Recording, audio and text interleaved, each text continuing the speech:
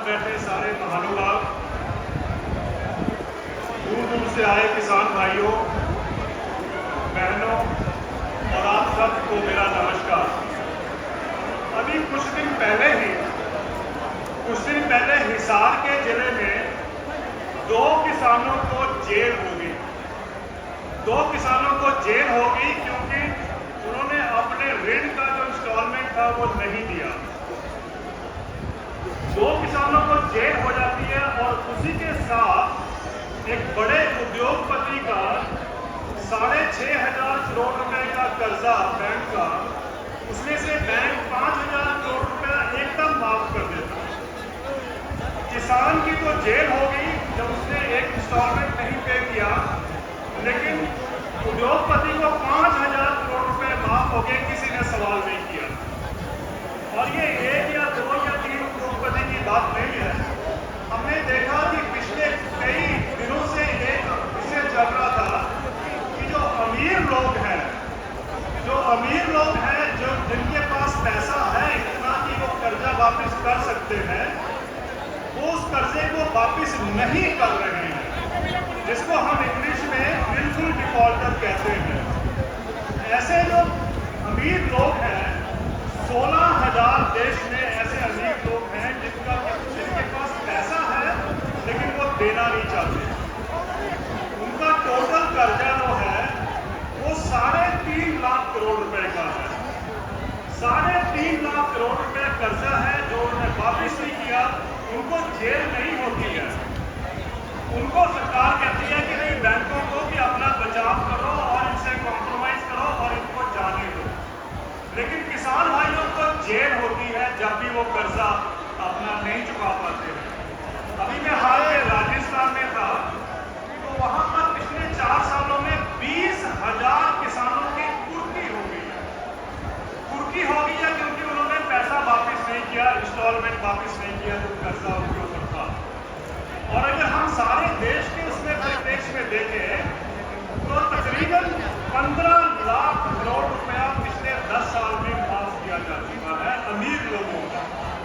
15 लाख करोड़ रुपए से तो हमारी सारी खेती की इतनी जबरदस्त तरक्की हो गई होती कि जो हम सब उसमें देखते कि ये तरक्की असल में खेती में होती क्या है।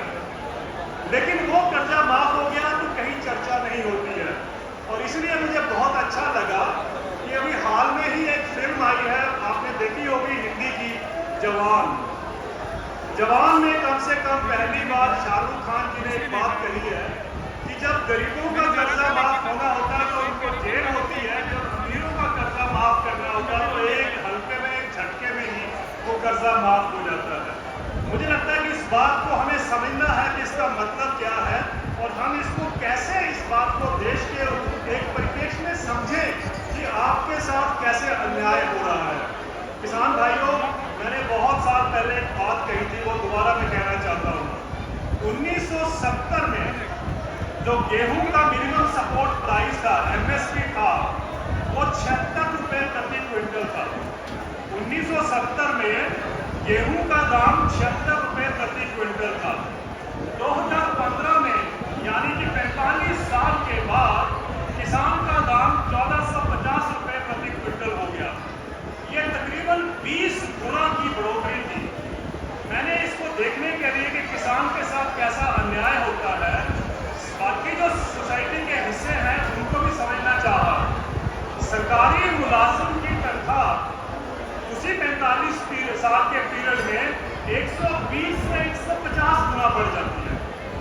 यूनिवर्सिटी और कॉलेज के प्रोफेसरों की जो तनख्वाह है वो 150 से 170 गुना बढ़ जाती है। जो स्कूल के अध्यापक हैं, टीचर्स हैं, उनकी तनख्वाह 280 से 320 गुना बढ़ जाती है। और किसान की जो आय है खेती के गेहूं के दाम से अगर हम देखते हैं तो वो 20 गुना बढ़ती है। आप मानेंगे कि अगर बाकी sub section of the society की भी उसी गति से इनकम बड़ी होती तो आधे तो मर चुके होते, आत्महत्या कर चुके होते और आधे नौकरियां छोड़ चुके होते। अगर हम कम से कम 100 गुना की बढ़ोतरी देखते हैं, वो 2000 का जो पीरियड मैंने बताया, 45 साल का पीरियड, तो 2015 में जो गेहूं का दाम होना चाहिए था वो 7,600 रुपए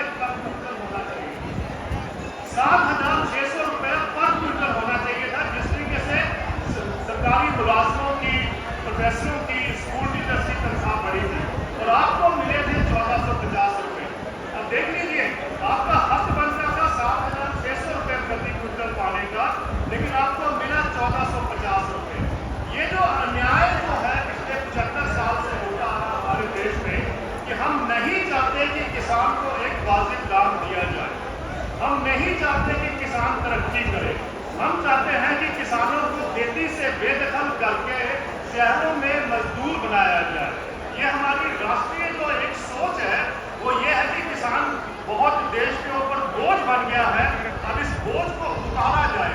उतारा कैसे जाएगा कि आपको खेती से बेदखल करके शहर में लाए। शहर में मनरेगा की वर्कर्स की जरूरत शहर में तो नहीं है, लेकिन दिहाड़ी मजदूर की जो जरूरत है उसको आप पूरा करेंगे। तो खेती के दो ही काम रह गए हैं, एक तो आप दिहाड़ी मजदूर का काम करिए, उसकी पूरी रिक्वायरमेंट है उसको देखिए, और दूसरा है कि आप उद्योगों के लिए सस्ता जो उनका प्रोड्यूस है या रॉ मटेरियल चाहिए वो आप देंगे।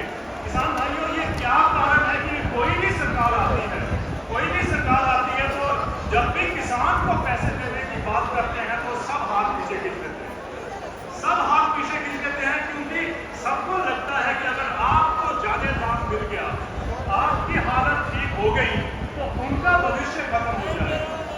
ये आपको जानना है, जिस दिन आपकी ताकत आपके हाथ में ज्यादा पैसा आएगा तो ये पॉलिटिक्स और ये इकोनॉमिक्स का कोई ज्यादा मतलब नहीं रह जाएगा। इसीलिए प्रयास ये होता है कि आप वहीं के वहीं रहो। प्रयास है सरकारों का कि किसान ना उठना पाए, तो सारी नीतियों को अगर हम समझने का प्रयास करते हैं तो यही मुझे नजर आता है। अब इसमें होना क्या चाहिए? आज जो हम बैठे हैं, जो आज एक आवाज दी जा रही है बदलाव की, उस बदलाव में हमें समझना है, और चौधरी साहब भी इस बात से पूरा सहमति रखते हैं कि एक ही तरीका है कि हम किसान को उठा सकते हैं, वो तभी है कि हम मिनिमम सपोर्ट प्राइस यानी न्यूनतम मूल्य जो है उसको हम कानूनी अधिकार दे दें किसानों को, यानी उसके नीचे देश में खरीद नहीं होगी, चाहे कोई आड़तिया खरीदे, चाहे कोई सरकार खरीदे, चाहे कोई कंपनियां खरीदे, लेकिन उसके नीचे जो एक अपने एमएसपी का कानूनी अधिकार दे दिया, उसके नीचे खरीद नहीं होगी। जिस दिन ये हो जाएगा किसान भाइयों, तो आप देखेंगे कि खेती जो है इतनी प्रगति पर जाएगी, क्योंकि आपके हाथ में जब पैसा आएगा तो वो आप भी तो बाजार में खर्चोगे। इसी तरीके से इकोनॉमिक्स का जो ढांचा है कि डिमांड बढ़ती है और प्रगति होती है, तो वो करने के लिए मुझे लगता है कि सबसे जरूरी चीज ये है कि किसान को उसका हक दिया जाए, किसान को उसका जो दाम मिलना चाहिए वो दिया जाए। और आप भी कभी संकोच मत करिए, जब एमएसपी का गेहूं का 50 रुपए बढ़ गया, धान का 75 रुपए बढ़ गया, तो आप ये मत सोचिए कि सब ये आपके लिए बहुत कोई सरकार ने मेहरबानी की है। अभी तो मैंने आपसे कहा कि जब गेहूं का दाम 2015 में जब 1450 रुपए था, तब आपको 7600 रुपए प्रति क्विंटल दाम मिलना चाहिए था। और वो देश के अब जो कहते हैं ना कि महंगाई बढ़ गई, महंगाई का ठेका आपके कंधे पे नहीं है। तो सारे समाज को बैठ के देखना पड़ेगा कि हम कैसे किसानों का भुगतान कर सकते हैं। और जाते जाते एक बात मैं बताना चाहता हूँ कि किसानों के ऊपर 16 साल में एक बहुत बड़ा अध्ययन हुआ, जिसने बताया कि 2000 और 2016 के बीच में किसानों को 45 लाख करोड़ रुपए का नुकसान हुआ। भाइयों और बहनों, कहीं दुनिया में इसकी चर्चा नहीं होती है। अगर इंडस्ट्री का नुकसान हो जाए 5000 करोड़ रुपए का तो हंगामा हो जाता है इस देश में, लेकिन किसानों का 45 लाख करोड़ रुपए का नुकसान हुआ 16 सालों में। किसी ने आपकी सुननी नहीं, किसी ने आपकी सुननी नहीं। वो इसलिए है क्योंकि हम अपनी आवाज को किसानी के नाम पर नहीं बुलंद करते हैं। हम किसी न किसी धर्म में, किसी न किसी कास्ट में बटे रहते हैं। लेकिन अगर आप ये सोच लो कि हमें बदलाव जो लाना है इस तरीके से लाना कि हम सब किसान के लिए खड़े होंगे, ना कि किसी पार्टी, किसी धर्म, किसी जात पात के लिए होंगे, तो आप देखेंगे कि आपकी आवाज सुनी जाएगी। मैं ये आपको बताना चाहता हूँ कि अगर इस देश में एक चाय वाला प्रधानमंत्री बन सकता है, तो चौधरी साहब इस देश में ट्रैक्टर वाला भी प्रधानमंत्री बन सकता है।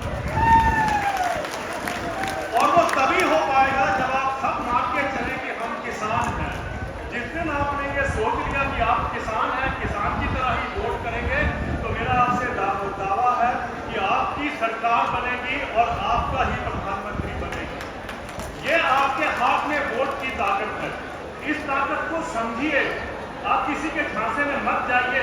किसानी के नाम पर जिस दिन आपने वोट दे दिया, आप देश की आधी जनसंख्या किसानों की है आज देश में।